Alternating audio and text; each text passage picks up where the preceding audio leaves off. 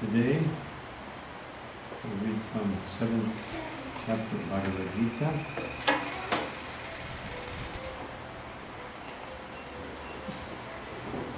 Text number 17.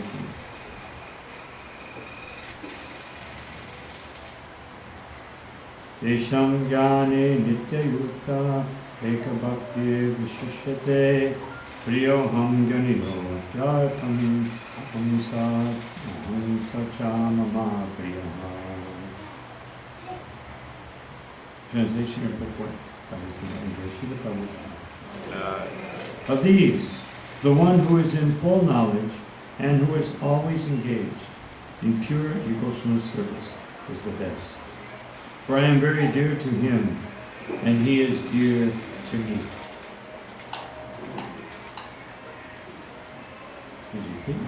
Of these, the one who is in full knowledge, and who is always engaged in pure devotional service, is the best. For I am very dear to him, and he is dear to me. Free from all contaminations of material desires, the distressed, the inquisitive, the penniless, and the seeker after the supreme knowledge can all become pure devotees. But out of them, he who is in knowledge of the absolute truth and free from all material desires becomes a really pure devotee of the Lord. And of the four orders, the devotee who is in full knowledge and is at the same time engaged in devotional service is, the Lord says, the best. By searching after knowledge, one realizes that his self is different from his material body. And when further advanced, he comes to the knowledge of the impersonal Brahman and Paramatma. When one is fully purified, he realizes that his constitutional position is to be the eternal servant of God. So by association with pure devotees, the inquisitive, the distressed, the seeker after material amelioration, and the man in knowledge all become themselves pure. But in the preparatory stage, the man who is in full knowledge of the Supreme Lord and is at the same time executing devotional service is very dear to the Lord. He who is situated in pure knowledge of the transcendence of the Supreme Personality of Godhead is so protected in devotional service that material contamination cannot touch him.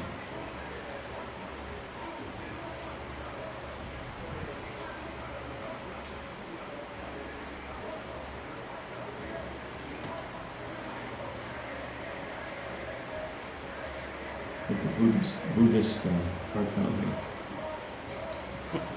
Om Jnana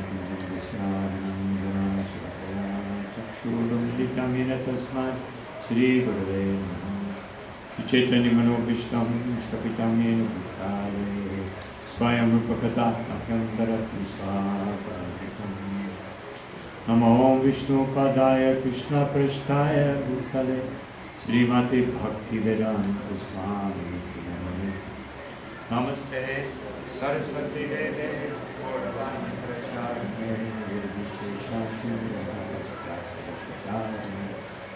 Jai Shri Krishna Chaitanya Prabhu Nityananda Shri Advaita Radha Shivasari Gaura Bhaktivinoda Hare Krishna Krishna Krishna Hare Hare Hare Rama Hare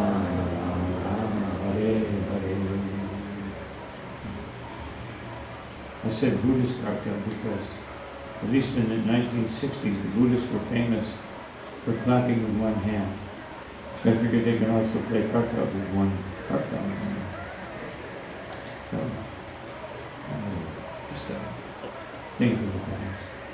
So, in this verse, of course, the previous verse, Krishna says, Chaturvidhe bhajate imam. Chaturvidha bhajate. There are four kinds of people who surrender to me, or who approach me. Actually, only one surrenders to me. There may be some partial surrender. But 4 kinds of people approach Krishna. The distressed, the needy, or not necessarily needy like someone who, just people who have material desires, they want more, and they approach God, they approach the Supreme, they approach Krishna to have more. And then the inquisitive, and those who are seeking the absolute truth. So here in this verse, Krishna says, of those 4, there's one that is very secure. Although he mentions in the end of the purport, he's in the preparatory stage. Meaning, all these 4 are in preparatory stage. But the distressed has to come to the point of wanting to get what he needs or what he desires from Krishna. And then he has to become inquisitive about the Supreme. And then he has to look for the absolute truth. Whereas the one who is desirous of material things or things in his life, he becomes inquisitive and then he looks for the absolute truth. And the one who is inquisitive, he simply has to graduate to the point of looking for the absolute truth. But the one who is in absolute truth, Krishna says that he's the best, because he will not have so much temptation.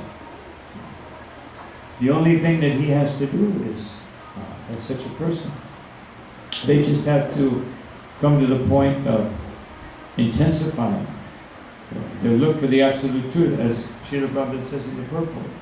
First, they understand that I am spirit soul. Then they understand that I am part of the Brahman. I am Aham Brahmasmi.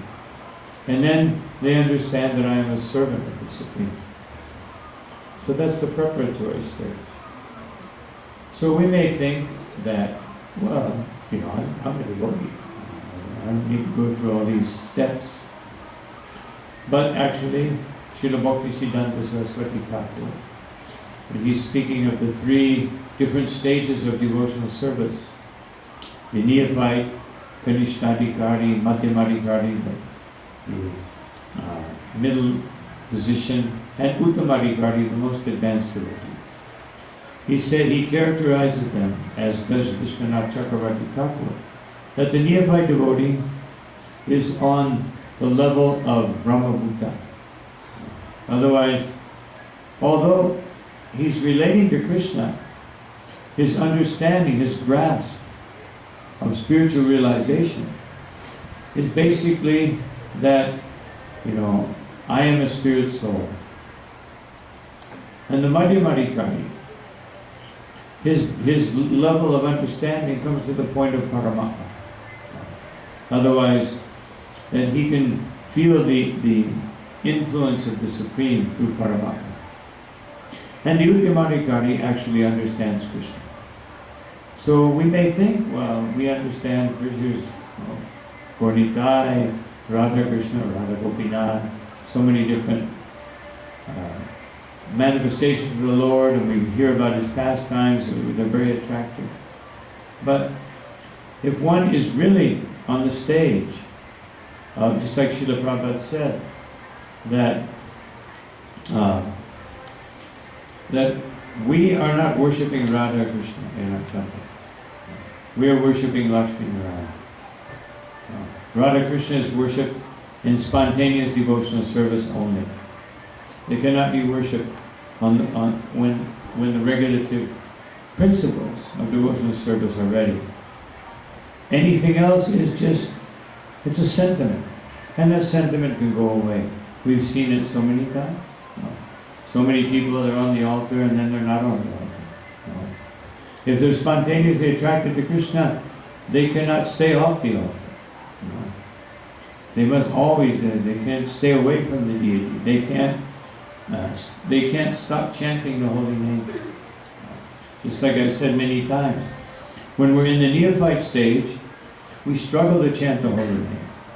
And when someone is in the most advanced stage of devotion, they also struggle to chant the holy name. But the struggle is very different. The neophyte devotee is struggling because they're plagued, they're haunted by material desires. One thing after, I want this, I want that, attracted to so many things. Their attention, their mind goes away from the holy name at the slightest. A thought process starts and they deviate. But the topmost devotee also struggles to chant the holy name, because as Rupa Goswami says, no jane janita kyat viramita krishnati varnavai, that how much nectar is there contained in these two syllables, Krishna? How much ecstasy, how much nectar? So much that just saying Krishna, they sometimes fall into ecstasy. And Lord Chaitanya was the prime example. Sometimes he would say Krishna. Just like in Rath Yatra, when Rath Yatra was like halfway finished, at the halfway point, there's the Balagandhi ceremony, where the Lord stops his cart and allows everyone to make offering. Anyone who has a desire can come to the chariot and offer. Most people in Jagannath Puri, they offer bananas, coconuts. From every thousands of people, bananas and coconuts. And the Brahmins, they bring on all kinds of preparations. And during that time, Lord Chaitanya would go and rest. And so when he went and rested, King Prataparudra, who had been struggling so hard to meet Lord Chaitanya, and even up to that point, just a little while before that, Lord Chaitanya was dancing and jumping in the air in ecstasy, and Lord Nityananda would catch him. But because of Lord Chaitanya's chanting was so ecstatic, that Nityananda became ecstatic, and he lost his external perception. And then Lord Chaitanya jumped so high in the air, and he fell down to the ground, unconscious. And Nityananda was just dancing. Normally he would catch him, but he was dancing in ecstasy. So Prataparudra went over and picked him up. And he was holding it in his arms, and Lord Chaitanya came, and then he saw him and he said, "Oh no, now I've been touched by a materialistic person. Now my whole benefit of this Rath Yatra is finished." And Prataparudra thought, "Oh, what hope do I have? I thought I was getting close. Lord, I was seeing the Lord dancing in all the different kirtan groups. But now, he's rejecting me again. I'm back to square one." So, but then Sarvabhauma saw his rather dejected look, and he said, "Don't worry. Very soon the Lord will receive you. Just, you must take the position of a humble Vaishnava." So this whole pastime that Prataparudra is meant to teach us that before the Lord, as Lord Chaitanya prayed, to Lord Jagannath, just as the Rath Yatra was starting, that he said that Naham Vipra Nacha Narapatir, that I am not a Brahmin, I am not a Kshatriya, I am not Vaishya, I am not a Shudra, I'm not a brahmachari, I'm not a sannyasi, I'm not a vanaprastha, I'm not a grihastha. But Kintu Prodhan Pranamrita Paramananda Pranamrita there. But the beautiful, shining, effulgent ecstasy that I see before me in the form of Lord Jagannath, that Gopi Bharatur Parakamalayor Dasa Dasa Amidas. He said that I am the servant of the servant of the servant. So this is what Lord Chaitanya was teaching with Prataparudra. As long as we have kingly consciousness, meaning I am the Lord of everything I survey. And this is, someone may think, no, I'm not like that. Maybe because I don't have that much to survey, no. So therefore, I'm not such a big king. No. Like, who am I? No, Lord of the garbage collector or something. No. So, but still, even it doesn't matter what you are. No. Everyone is a little puffed up. And if they don't have anything to be puffed up about, they think, I could be this, but I'm being humble in this lifetime. We adjust. But we all have this false ego. And if we don't have false ego, we have some psychotic reaction. Otherwise, sometimes people become downtrodden and beaten. Nowadays, that takes the form of psychosis and dejection, depression, because we feel that circumstances are against us. Previously, those things also existed, but you couldn't exhibit them because life was so difficult. In previous times, when there was not so much technology, not so much comfort, people would be downtrodden and they would just take a humble position. But it wasn't real humility. It was forced humility, forced upon them by other people. And just out of fear and the sense of preservation, they would take a humble position. But they were, and then what happens then? Then there's revolution. People rebel. And now they just become dejected. All these different conditions. Actually, all the psychotic conditions that exist nowadays is because of increased sense gratification. Previously, life was so difficult that they didn't have time for these. Just to survive was a very difficult thing. So anyway, the point is that we all have this false ego. And Prataparudra, he was representing that position, although he was very humble. He was so humble. He was a great devotee of Lord Jagannath. But he was, but still Lord Chaitanya wanted to show two things. First of all, that with pride, you cannot approach the Lord. That's the first thing. And the second thing he wanted to show is that approaching the Lord and seeing the Lord face to face, other than in the deity form, is not something very easy. Something you have to work on. And you have to have that determination to continue with the same perseverance and the same determination.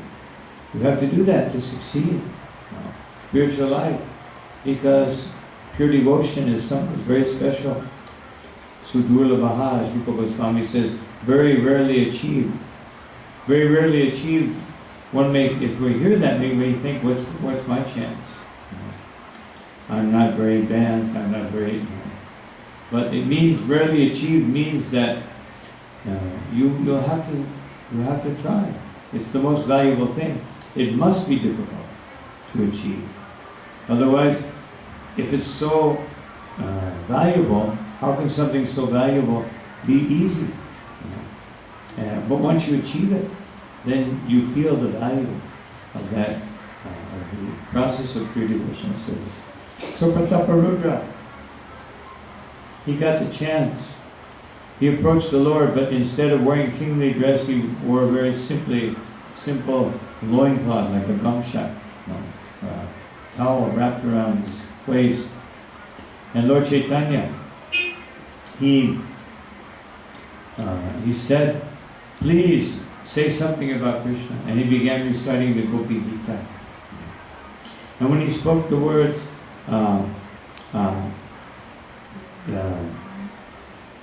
Tapta Jivna, Tapta Katam Vitam, Tapakatam Vitam, Tapta Jivanam. Then Lord Chaitanya went into ecstasy. He said, again, and again. And then he embraced him. He said, I'm sorry I can't give you anything, but I can only embrace you. Of course, for Prataparuda, there couldn't be nothing more valuable. So the point is that just by hearing the name of Krishna, and sometimes even just by hearing the name of a gopi, or sometimes just by hearing one letter of the Lord's name, Lord Chaitanya would go into ecstasy. So the point is that in the advanced stage of devotional service, it's also a struggle because ecstasy comes so easily. Srila Prabhupada, in many occasions, nearby here in Caracas, he went into ecstasy for like 10 minutes. Devotees just sat there and chanted. They didn't know what to do.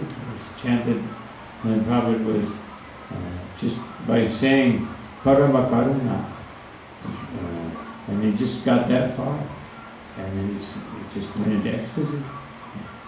Well, that was not normal.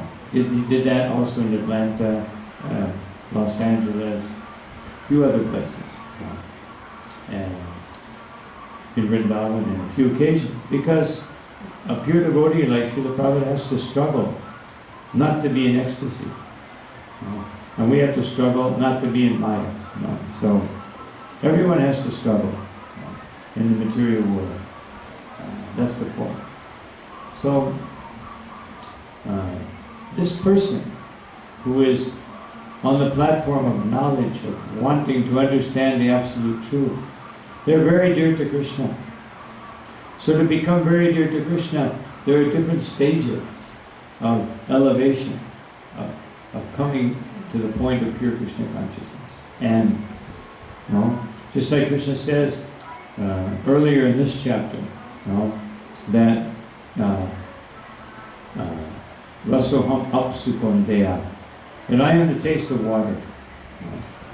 So for some group of people, this is a great realization. Krishna appears as the taste of water. And of course, Prabhupada takes it a little farther, being a little more liberal. One time, in the early part of the movement, the famous poet Allen Ginsberg, one time, he said something about Prabhupada, and Prabhupada said, "What did he say?" And he said, "He thinks you're very conservative." Prabhupada said, "I am not conservative, I am liberal. This movement is very liberal. We are giving Krishna Prema Pradayate. We are giving love of Krishna freely." And he said, then for the devotee, said, "Yeah, but he thinks our disciplines are very conservative." And Prabhupada said, "No, it is not conservative, it is necessary. If you want real freedom, if you want to experience this liberal gift of Lord Chaitanya Mahaprabhu, you must be a little serious." That is what we were, simply a little serious. That's all. And so the point is that the Lord appears. So Srila Prabhupada took a little more liberal stance. He said, even when the drunkard is drinking wine, if he just thinks that the taste, of course wine, the taste in anything is water. If you take wine, or anything, and you take all the water out, and you put it on your tongue when you're thirsty, there will be no taste. No taste whatsoever. Until the water is there. The water combined with different things gives different tastes. But with no water, there is no taste. So the taste is actually, so therefore, he says, that is how taste is manifest. So if you're tasting the wine, and that doesn't mean that we, who've been initiated or aspiring to be constant in devotional service, that we go drink wine. Oh, Krishna's in the wine. No. Let me go to the liquor store and experience Krishna. One time Lord Chaitanya was traveling he was going to chastise Advaitacharya.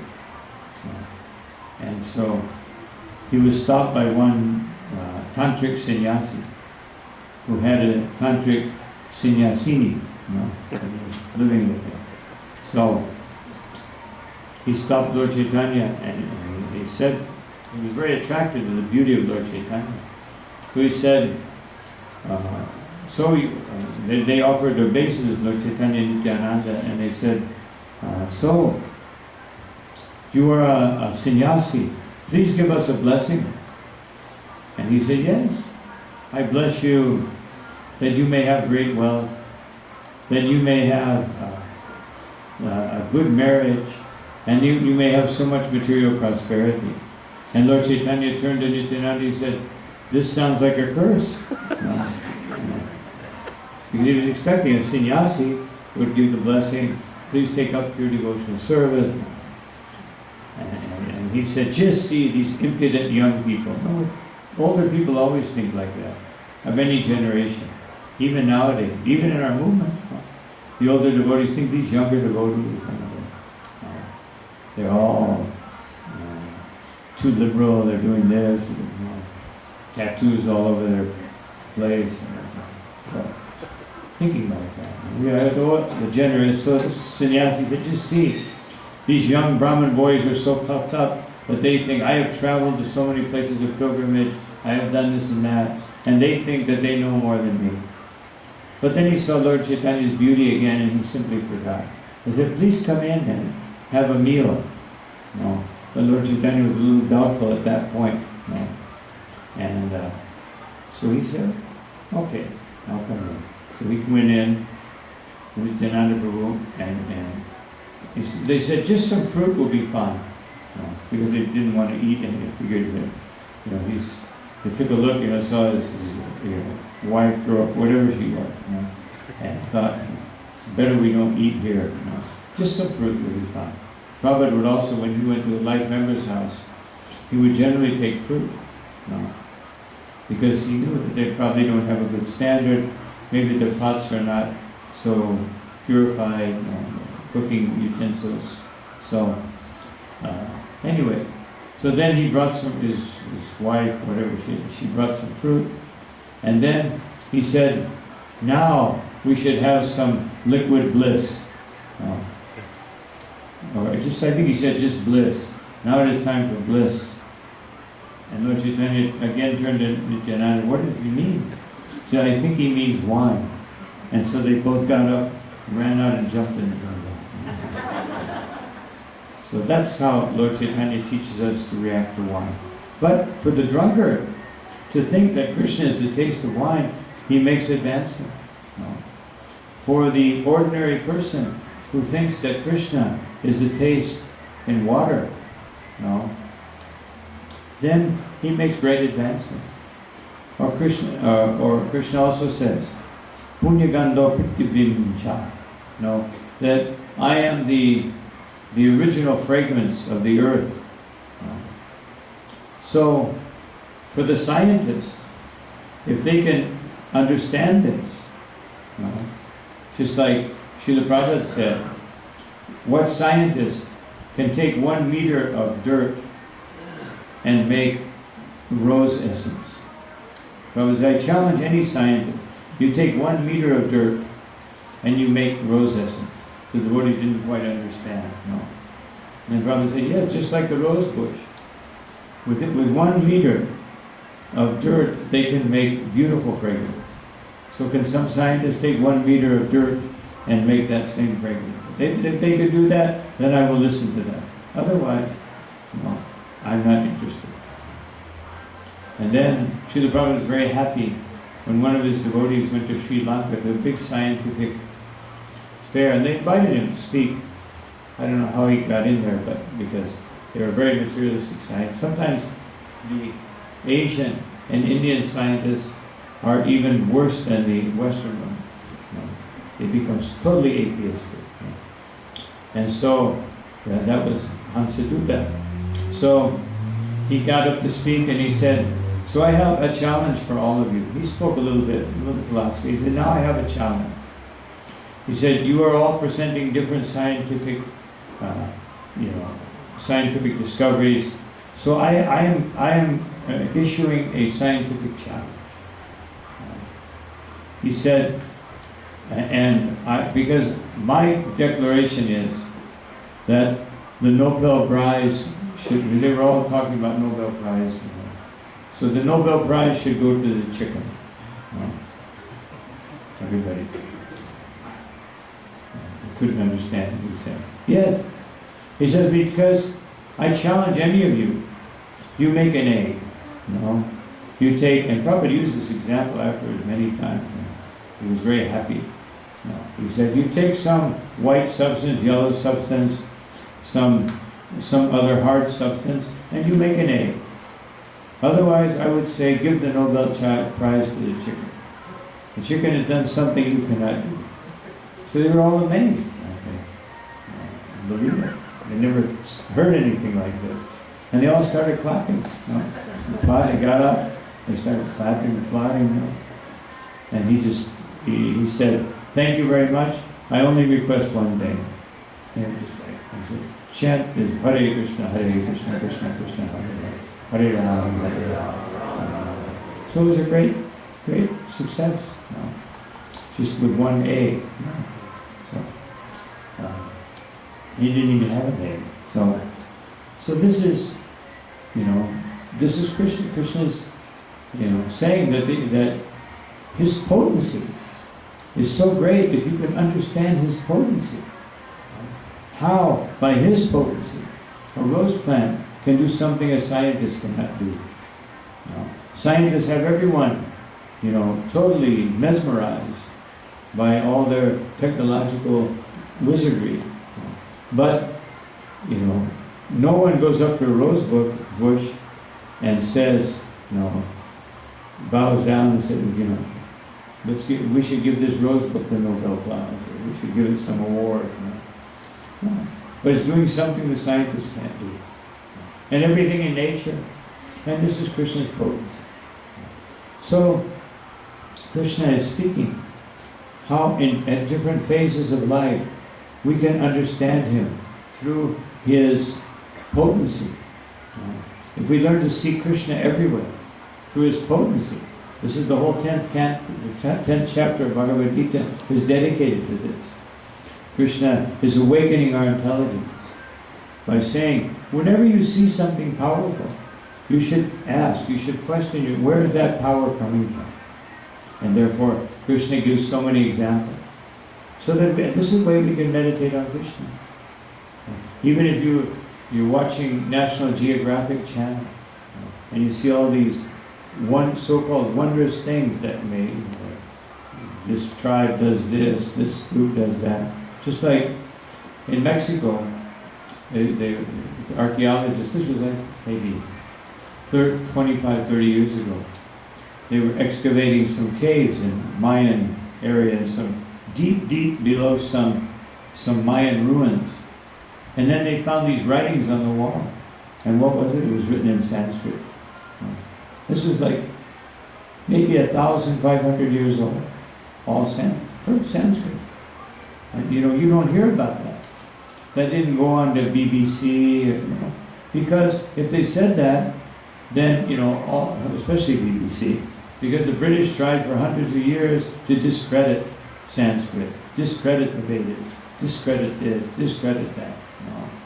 All of the original Indologists and Sanskritists, they learned Sanskrit to try to belittle the Vedic culture. That's why they learned it. But then many of them became amazed at such a perfect grammatical structure. They were saying these heathens and these primitive people, because the society at that time was very simple, because they had some spiritual principles. Also, they had just been, worked over by the invading forces from the Middle East. So, they thought that this behavior, this humility, was some kind of primitive trait. They couldn't understand what an advanced position that humility and that tolerance that they had. It was actually the remnants of the greatest culture that ever existed. And they couldn't understand. So they tried to disprove it. But many of them became amazed, and they actually, although officially, just like the Lord Zetlin, Srila Prabhupada always talks about Lord Zetland, that he was the viceroy of Bengal for the British Raj. So then he went back to England, and then Ban Maharaj was sent by Bhakti-Siddhanta Saraswati Thakur to preach in the West. And so he went to Germany and England. So when he went to England, because he had met Lord Zetland, so he went to see him. And Lord Zetland was so impressed. He said, I have been reading more and more of your Vedic culture. So he said, please make me into a Brahmin. And the Maharaj said, yes, of course, I can do that. I said, so what do I have to do? You just follow these 4 regulative principles. No. And he said, impossible. And Srila Prabhupada, I always remember this. I might have already said it, but Prabhupada, one time, one devotee was saying that Srila Prabhupada, this Krishna consciousness movement, everything that it requires, everything, it seems almost impossible. And Prabhupada said, yes. When I came to this country, I thought that when I began to speak about these principles, that they will say, Swami, why don't you go home? He said, I thought like that. But I was pleasantly surprised that they are trying to follow. Very nice.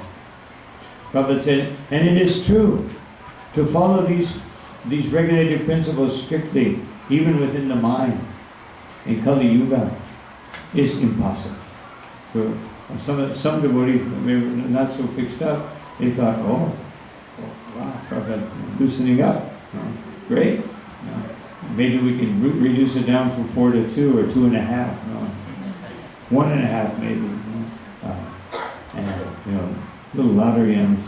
So, but then Prabhupada said, but, and there's a few devotees, here comes again. He said, but Lord Chaitanya's mercy has made the impossible become possible. So, by Lord Chaitanya's mercy, so many people have tried to understand Bhagavad Gita. Srila Prabhupada, in his introduction, he speaks about that when I first came, one lady asked me, what is the need for another version of Bhagavad Gita? And Prabhupada said that, he said afterwards, yes, I think he said there may be a 65 version in English. So what was the need? The need was to have a bona fide version. And so, by Lord Chaitanya's mercy, we can understand what is being said here.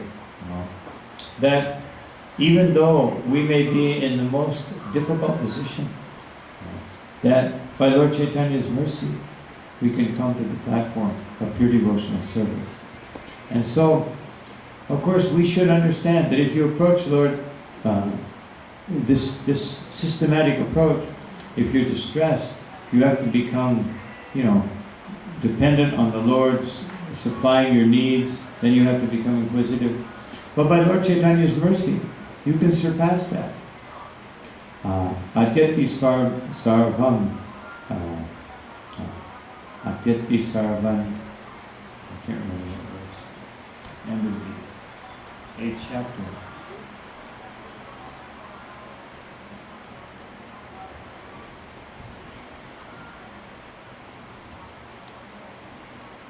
Atyatita sarvamidam viditva.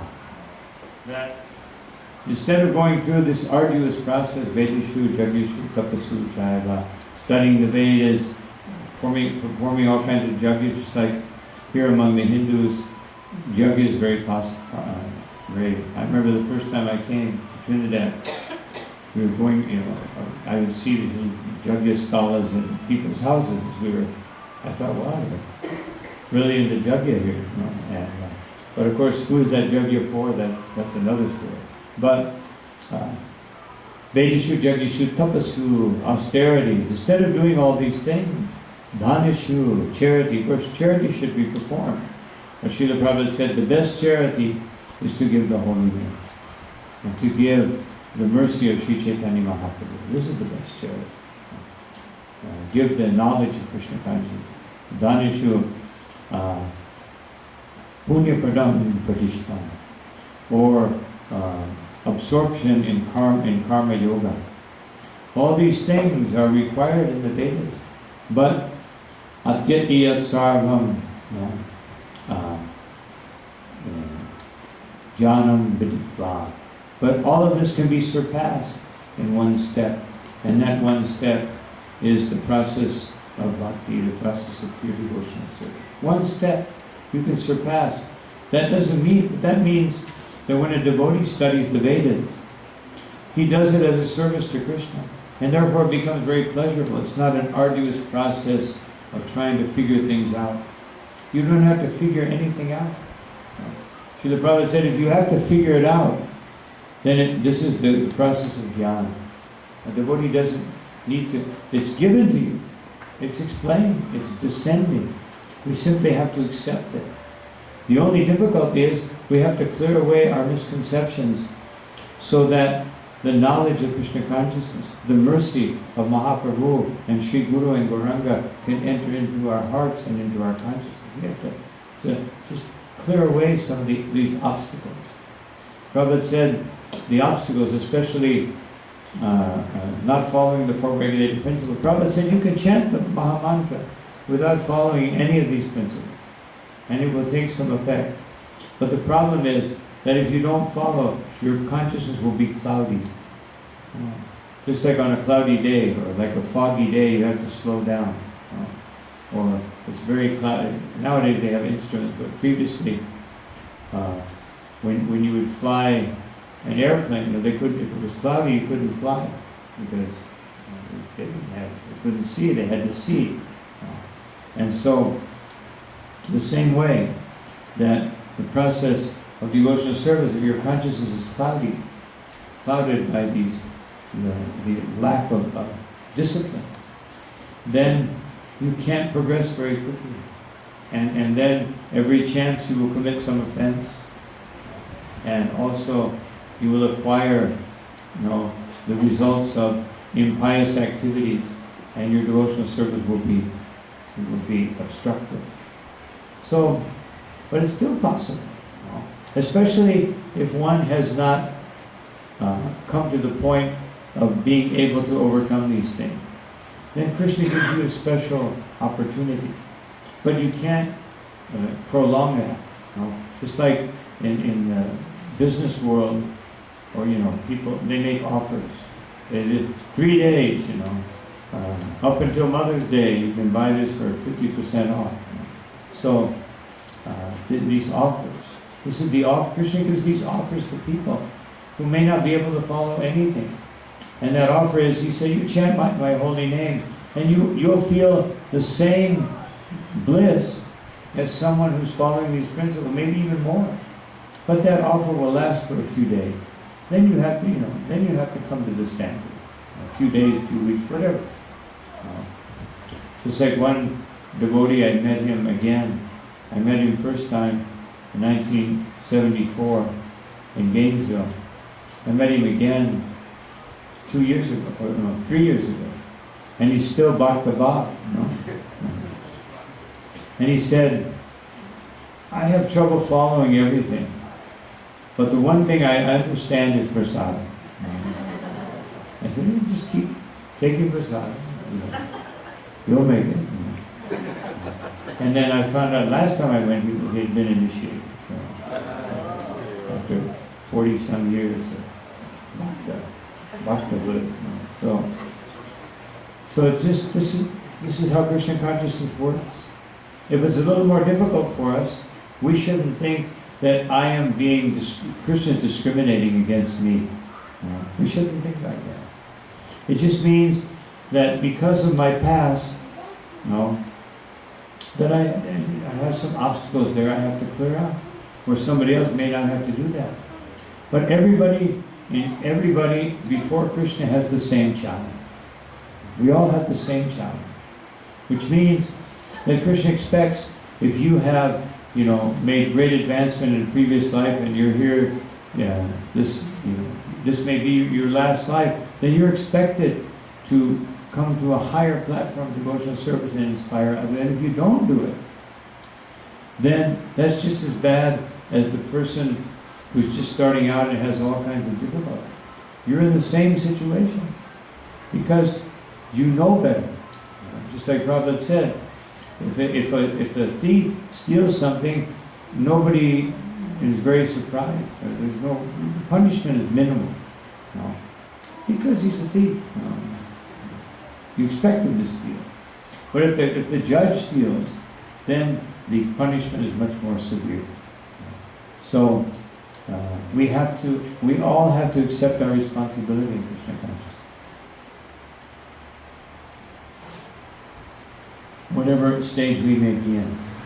If we're at the stage of understanding Krishna, the taste in water, or Krishna, the fragrance of the earth, or Krishna, Paudasham Rishu, Krishna is the ability in man. Just like if we can do something, instead of becoming proud, look what I can do, we should think, here's Krishna.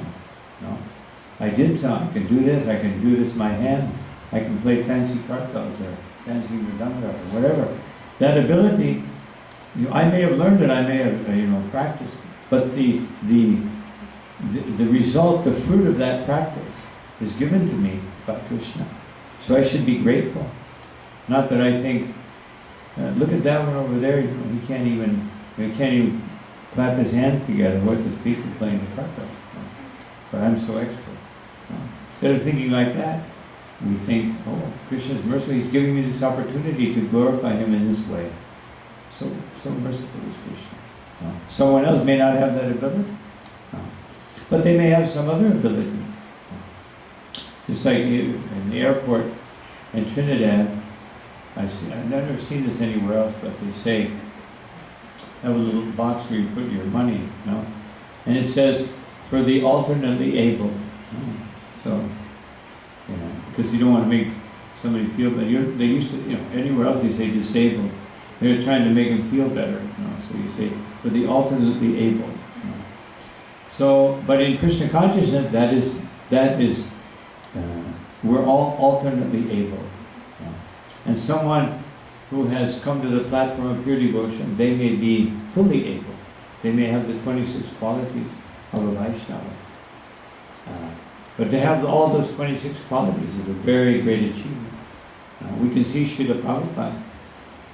I can't think of any quality that he didn't have in full manifestation. As a matter of fact, my Vyas Puja offerings for the last so many years, and at least another 2 or 3, will be on trying to meditate on how Srila Prabhupada manifested those qualities.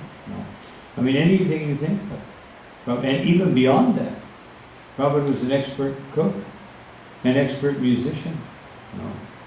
When he would play the harmonium, you can practically hear the 5th flute of Krishna, the 5th note on Krishna's flute. Because Prabhupada, sometimes he goes into a little, riff on the harmonium. He'll be chanting, and then he'll just go a little, and I never saw anybody else do that.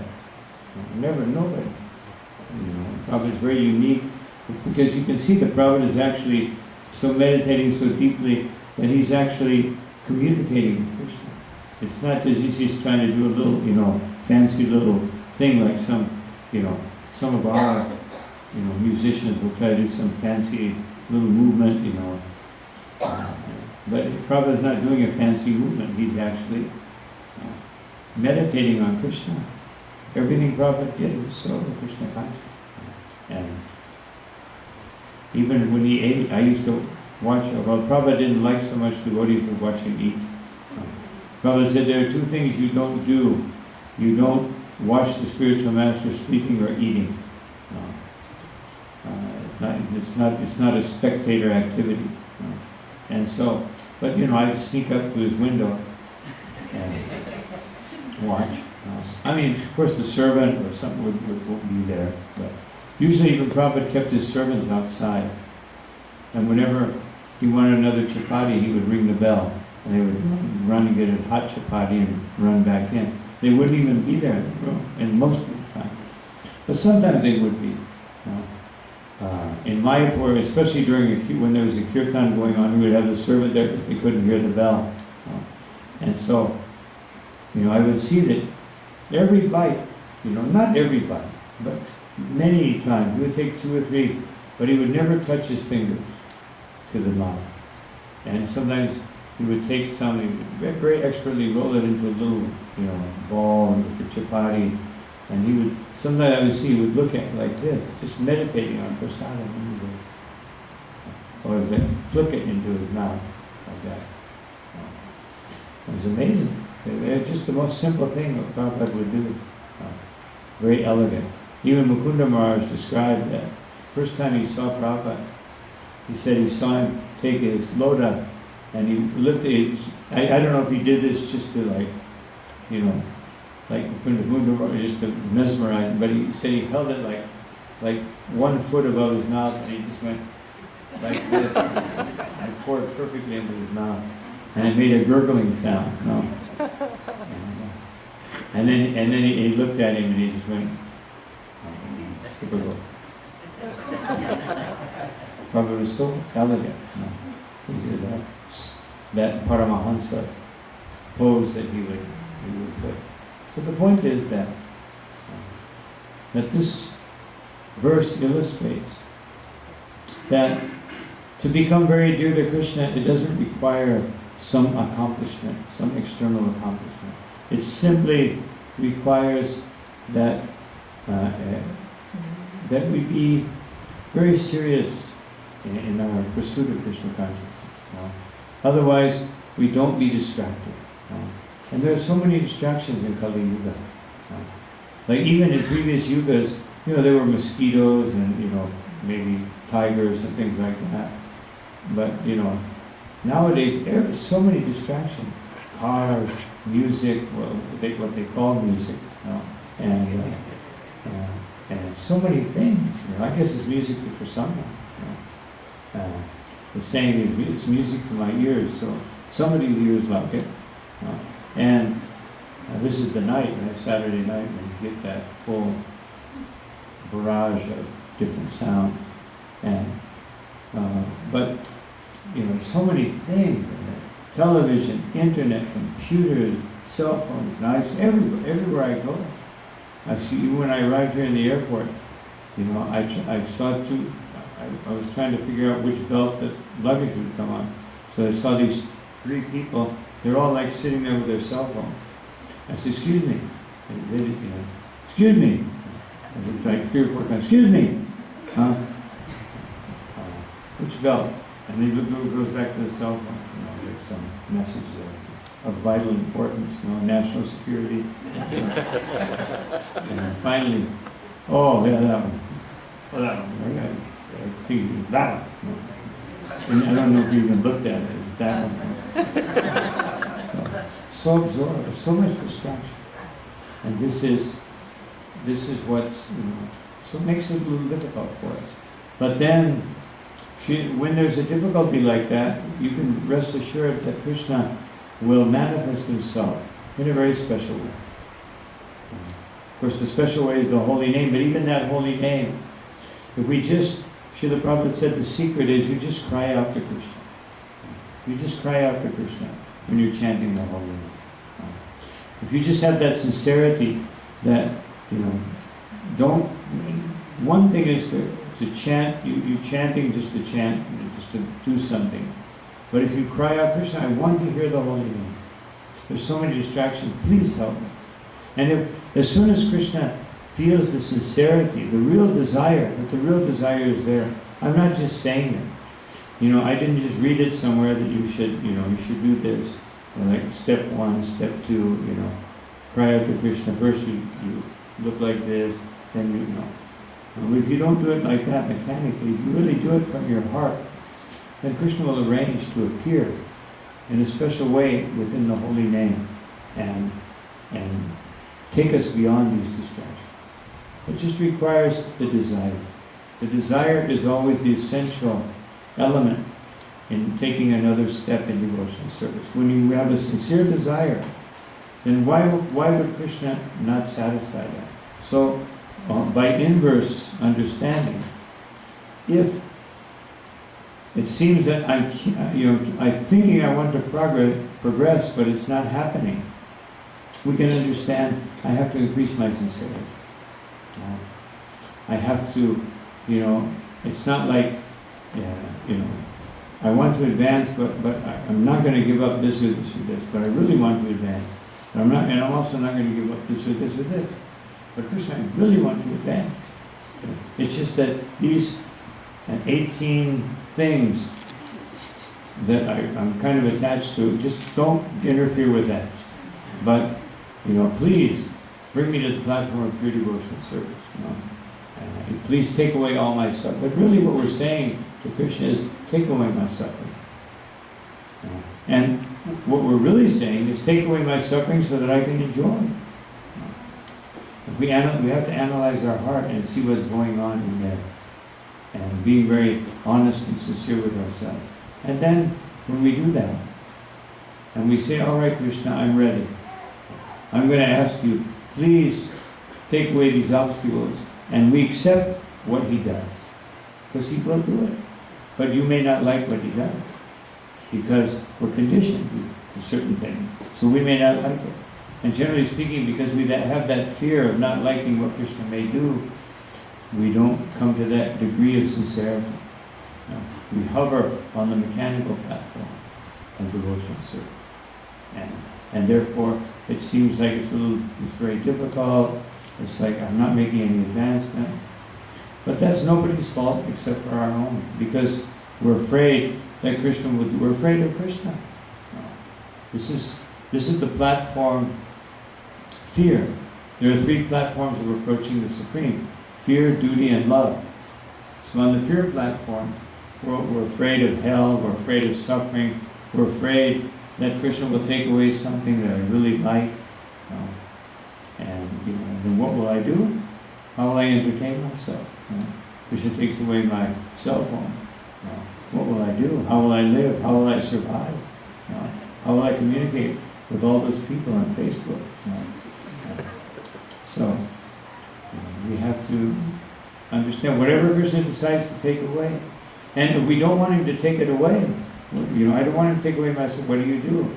Well, you use it only for Krishna's service. No, you're using it for my service? That's okay. I don't have to take it away. So if you don't want him to take anything away, then figure out how to use everything in his service. And then keep everything. Because you never had it anyway. So when Krishna takes it away, he's not really taking it away. He's just moving something of his from one place to another. No? He's moving myself from my hand to the hands of a thief. And then from those hands he'll move it somewhere else, to the hands of the pawn shop. No? And nothing is ours. And when we realize that, then we should be thinking, Krishna, if you give me these facilities, I will use them in your service. But Krishna knows if we will or not, and that determines whether he'll give it or not. Because a lot of times we say that, Krishna, if you gave me $1 million, I would use practically all of it in your service. Yeah. At least 40%. At least. But, so Krishna knows. When you want to use 100% of anything, then Krishna will give you more. But he knows we shouldn't think that, why is Krishna depriving me of this? Because if I had that, if I had some more money, I would buy all kinds of things for the deities. But Krishna knows that along with the deity, you would also buy something for the main deity. And he knows who that main deity is. And it's not him. Because if it's him, then he'll give it to you. So that's how we can. It's a very simple way to figure things out. And this is what Krishna consciousness means. That you finally figure out that I have to trust Krishna. Just like we talk about love and trust between the Vaishnavas, first we have to have love and trust between ourselves and Krishna. Then we can have it between the Vaishnavas. If I can't even trust Krishna, how can I trust someone else? And Krishna said, Prabhupada said, You can't trust anyone who cannot control their senses. The only person you can trust is someone who can control their senses. And that doesn't mean just the four it means anger, lust, greed, illusion. Whoever cannot control these things, as Rupa Goswami said, Vacho vegam manasa krodha vega. This is control. Jiva vegam udarapasta vega. That you have to control these 6 things. The mind, anger. Anger is so prominent that, Rupa Goswami there doesn't say lust. He doesn't say greed, but he does say anger. Anger is a very dangerous thing, and it's very common. Because if you can control anger, you can control lust, because anger comes from lust. Anger comes from having a desire and not being able to fulfill it. So if you can control anger, you lust and greed, you got that covered. So really, by saying controlling anger, it means you have to control also the sources of anger. So this is very scientific. And so if we want Krishna consciousness, this is what we have to do. Otherwise we will have self-conceived, self-proclaimed Krishna consciousness. And that's, that may be good on a relative platform. You may, as they say, you can fool all of the people some of the time, or some of the people all of the time, but not all of the people all of the time. And you can never fool Krishna. So we may be able to fool some people, or many people, and think, oh, he's a great devotee, but you can't fool Krishna. Krishna knows what you need to do, and he will indicate that to you. And just try to hear what Krishna is saying. And where is he saying it? Right here in Bhagavad Gita. Srila Prabhupada hears it from Krishna, he writes it down. And then we can understand. Like people ask me all the time, how do I know what Krishna wants? I say, read Bhagavad Gita, read Srimad Bhagavatam, associate with the Vaishnava. Very easy to know what Krishna wants. The thing is, we really don't want to. We want to put it in the mysterious category, the undiscoverable category. But Krishna says, Raja Vidya Raja Guyam. This is Raja. This is the supreme revelation of everything that is mysterious. Right here in Bhagavad Gita. Right here on channel 140. You can find it. So, these are some thoughts on this verse. How to become very dear to Krishna. And it's a very simple process that requires a great degree of sincerity. So, we can all pray to Krishna that he will give us that sincerity and we can advance in his devotion service. So thank you very much for your kind attention. Any comments or questions? Yes? I've been reading Prabhupada for many times while in the class.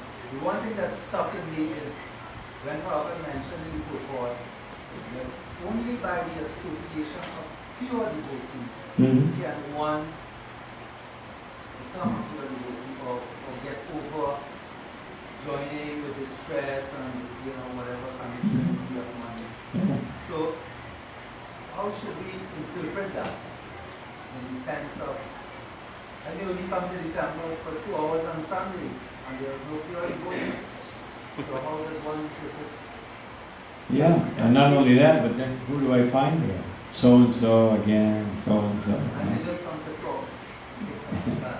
Yes, but here is the pure devotee in the form of his purports. So we go to associate with the devotees. They may be pure devotees. Actually, Srila Prabhupada said pure devotee means one who is following without any deviation. So one can be a pure devotee on their own strength. That's more rare. But one can be a pure devotee on the strength of the pure devotee. So at least those pure devotees, those who take very seriously what Srila Prabhupada says and don't deviate from it, even though sometimes they may be a little fanatical, or sometimes they may be a little, they may have some quirks in their personality or something. We should see the purity there. And we have Srila Prabhupada in his purport. And we have those pure devotees who sometimes we may get the opportunity. Tulayama lavanapi. That even if you for one lava, you get the opportunity to associate with a pure devotee.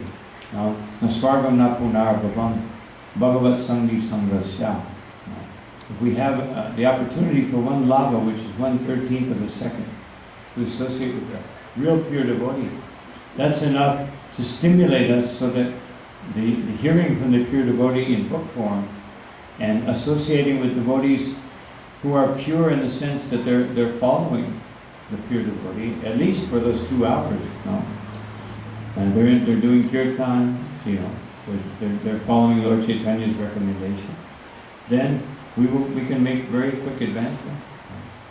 And if we're actually so determined and sincere to even advance, then to go to the next stage, then Krishna will provide that association which will allow us to go there.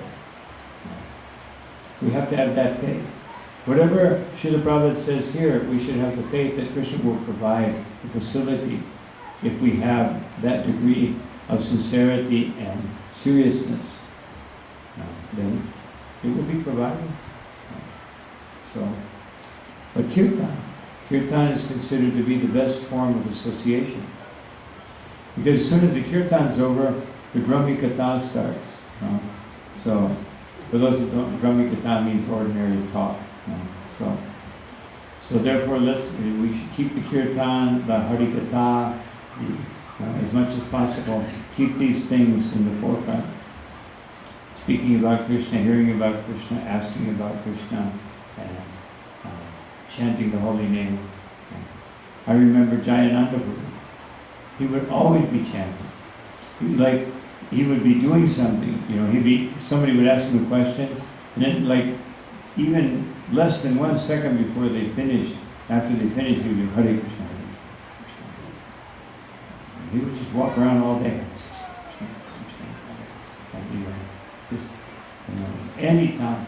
And then either that or he had his little Bhagavad Gita, and he would pull that out and start reading. He would, even when he was driving his taxi, he would sometimes read Bhagavad Gita. He ran into a few people doing that, not pedestrians, but kind of bumped into, not full on, but he'd be reading Bhagavad Gita at a stoplight, and his foot would let off on the brake a little bit, and he'd roll into the next car. And they would, one time one man got out, a little angry, because he bumped into him, just slightly, gets out. And he saw Jayananda smiling there, and he said, Hare Krishna. And the man just said, Hare Krishna. Got back in. What's the use of arguing with this guy? Another time, the devotees were doing Harinam in San Diego. And so they, these motorcycle people came up and started pushing the devotees. And then they pushed the devotees. So one devotee pushed them back. These are big, burly. And so they started fighting with the devotees. Devotees were, the devotees kind of thin and not so, And so they were kind of doing the best they could. And one man came out of the restaurant in his tuxedo and just started bam, bam, bam, started beating up all the motorcycle guys. And the devotees said, thank you very much. I said, Hare Krishna. He said, one thing I can't stand is an unfair fight. Went back in and sat down. So Krishna, he always provides. Always provides for the devotee. In the 80s, I was at Los Angeles Temple, and when I was living there, and Jadurani was telling me, she said she did the painting for Lord Nishingale. So when she started to do the painting, she drew a big strong man, right? So when she took it to Srila Prabhupada, he said, no, that is not what Lord Nishingale looked like. So I say, how you know what he looked like? She says, she told me, she says, Srila Prabhupada would stand like this, and when he stand exactly what she saw, this is what she drew. For Nishingari. That is one thing, one little mystery. Another thing again, in 1976, I took somebody to see Srila Prabhupada in Toronto Temple, and they got to see him. I didn't get to see him. But he gave them 2 bananas. He said, one is for you and one is for your friend. So he bring one for me. So I was telling Pushka. Pushka said, how he know that you were there? I said, I don't know. But the Sunday, with the Sunday feast, when I went in the temple and he was preaching and I bowed down, every time I tried to lift, I was current, like real electricity, coming from him directly to me. I mean, real current. Well, I guess Suridam Sarvadehi Nam. Krishna knew that a devotee must have a friend because he sees everyone as a friend. No? No, but this what I told you about, what I'm telling you about, like current, is like, it was like really electricity. Okay. Everything here is like, Okay. Garbage. Maharaj, the forming you mentioned in the preparatory stage is in the stress seeking knowledge. What follows should be the graduate stage, and what is the graduate stage? Is it the Uttama Akari stage as Srila Prabhupada is situated? What are you speaking about here? Yeah. He's speaking about the pure devotional stage, but he's saying that it starts out in this preparatory stage of searching for the absolute truth. And then one evolves, as Prabhupada said, how we evolve, that we become attached to the deity, we chant the holy name. Otherwise, he's saying that this person is very dear to Krishna, and so he's actually speaking about 2 people at the same time. One is the person who is approaching Krishna from that platform, and the other one who is in full knowledge of Krishna. But he's kind of, Prabhupada simultaneously speaks about the 2. That's why he says one is in the preparatory stage, and when he advances, then that's another rendition of what's being said here, that one is very dear to Krishna. Because you become very dear to Krishna. Of course, Krishna later on elaborates on that who becomes dear to him. Advaita sarvabhutanam maitri karuna evacha. That he who is free from envy, who is friendly and compassionate toward all living entities. And so Krishna goes on, that person who is nirmamo nirahangara, who has no sense of possessiveness and is free from false ego. This is the beginning of being very, very dear to Krishna. Having these qualities, they must be there. If you're really very dear to Krishna, all these things must be there.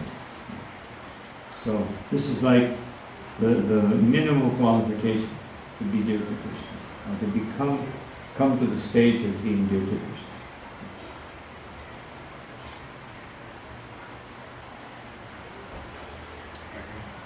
Okay.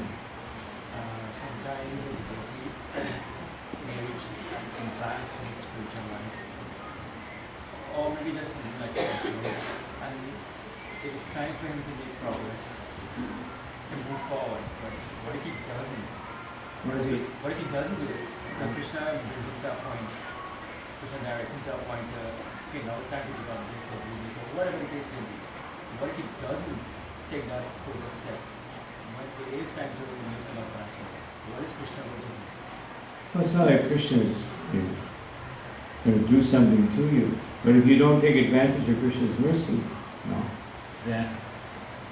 then the process may start to seem to be very difficult. Otherwise, it might become more difficult than it would have been if you would have taken advantage of it. I mean, Krishna is in our heart. He understands that, we have obstacles, we have desires, we have attachments. So generally, if you don't take advantage of an opportunity, especially an opportunity for a positive step forward, Krishna gives you another opportunity in the form of a difficulty, and you know, and gives you the exposure to the knowledge that you should, just like Srila Prabhupada, the classic example. The Prabhupada read the verse, Yasyaham anuginami, you know, Harisheta Dhanam Shanai. He read that verse, and then sometime later, Krishna arranged it, he read that verse. And then sometime later he dreamed that Bhaktisiddhanta Saraswati Thakur told him to take sannyas. And then after that, then his business started going down. And then he got, you know, actually into financial trouble. And then he remembered the verse. And he said, so he could understand this is Krishna's verse. So we just have to, when there's difficulties, that's why we should try to hear and chant as much as possible so that when difficulties come, like Gajendra, because he remembered the prayers that he had recited when he was in the form of Indradyumna, then the Lord came in that moment of difficulty. So Krishna will come to us in the moment of difficulty, in the form of the holy name, in the form of remembrance, in some form. And then we can take advantage of that which we didn't take advantage of before. But then if you don't take advantage of that, and you say, no, why is Krishna doing? I don't want to suffer, I want to enjoy. Then the next step is, all right, well then, he asked Maya, let him try to enjoy and see the results of that. And that's when people generally, they take a little vacation from Krishna consciousness. And then they learn through the knocks of life. And sometimes that may be 1 day, 1 week, 1 month, 1 year, or 1 lifetime. Because, you know, Krishna, he's eternal, we're eternal. So like, if you take 10 years or 100 years or 2 or 3 lifetimes, you know, it's like nothing for Krishna. But we should calculate before we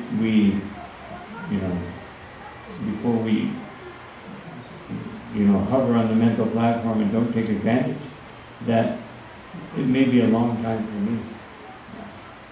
What may be a short time for Krishna is a long time for me. Even though I'm also eternal.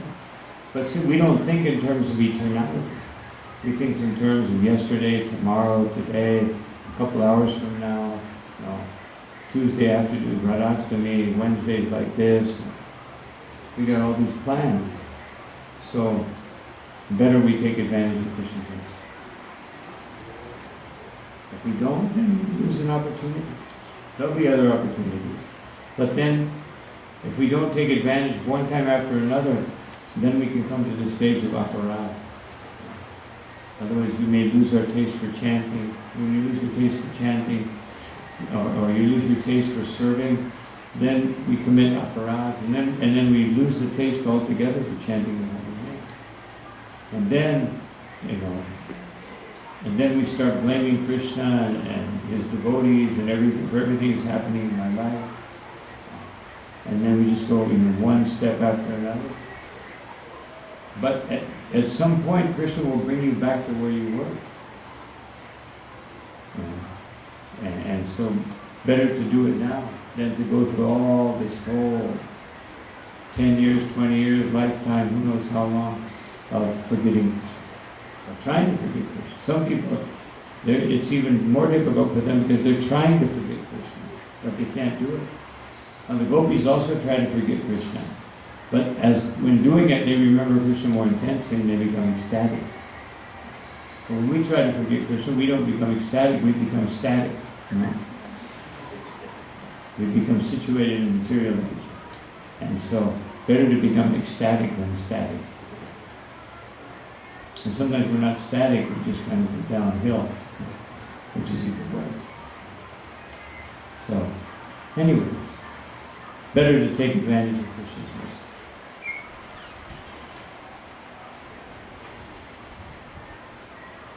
So, we'll stop with the questions there. Thank you all very much for your kind attention and for coming. And please always come and take advantage of of Vaishnava Sangha, and then your Krishna consciousness will progress very nice.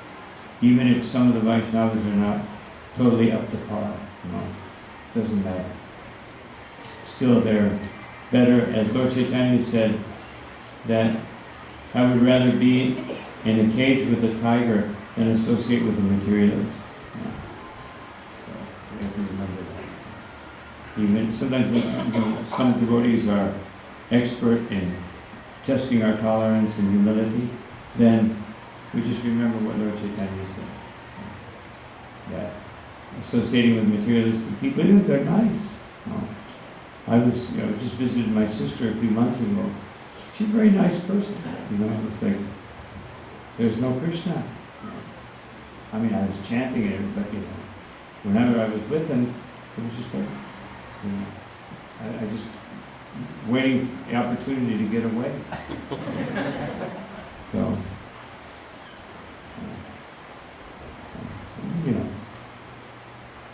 so that's what to speak. What to speak of a materialist that is not so nice.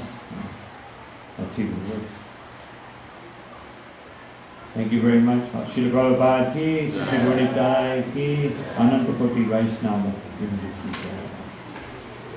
Prasad Swami ki.